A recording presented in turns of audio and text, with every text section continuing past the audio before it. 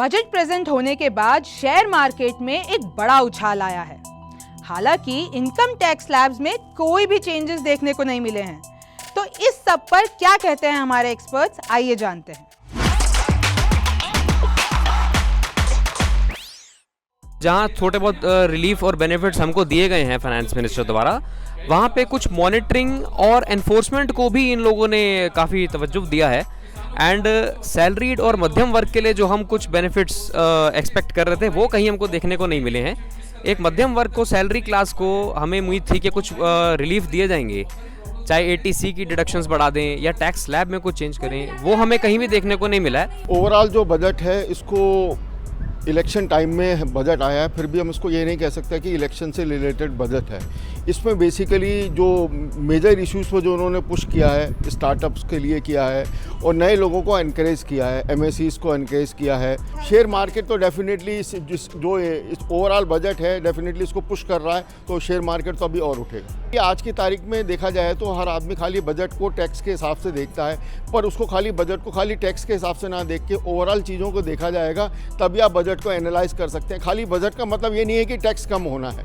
Tax एक अलग चीज़ है, वो भी definitely part of the life है, पर डेफिनेटली उसके अलावा जो दूसरी चीज़ें हैं उनको भी देखना पड़ेगा। मेरे हिसाब से इस बजट को पढ़ के आपको देखना पड़ेगा। कई तरह की रियायतें मिली हैं आपको डायरेक्ट टैक्सेस, इनडायरेक्ट टैक्सेस में, और कहीं ना कहीं मुझे जितना समझ में आ रहा है ये बजट एक ऐसा बजट है जो भारत के निर्यात को बढ़ाने पर जोर दे रहा है।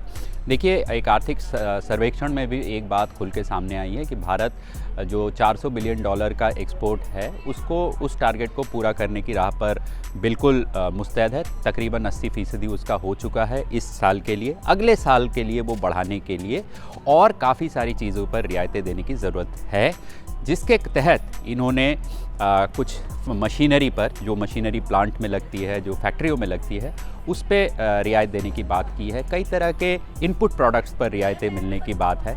इससे क्या होगा कि भारत एक निर्यात बाज़ार के रूप में खुलकर सामने आएगा। PLI स्कीम्स और क्षेत्रों में जारी की जा सकेंगे, जिससे निवेश आएगा, निवेश से रोज़गार आएगा, रोज़गार से सब और खुशहाली आएगी। टैक्स स्लैब में जो कोई छूट नहीं बढ़ी है उससे एक निराशा पैदा हुई है। टैक्स स्लैब में छूट बढ़नी ही चाहिए। एक बड़े स्तर में लोग सरकारी और प्राइवेट नौकरियों में हैं, है ना, टैक्स स्लैब में छूट चाहिए।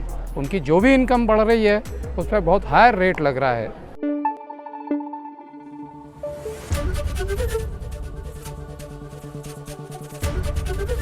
ABP न्यूज़ आपको रखे आगे।